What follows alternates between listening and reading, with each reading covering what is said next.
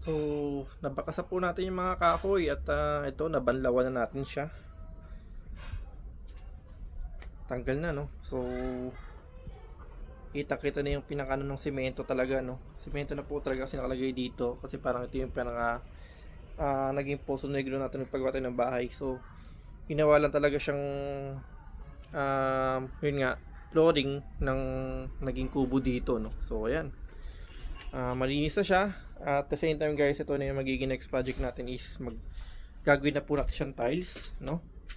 Palalagyan po natin ng tiles yan, ano? Tiles na po yung pinaka-flooring natin dito. So at least hindi na siya mag-aanay. So actually ito, may naka-layout na. Yan, layout na po yan, ano?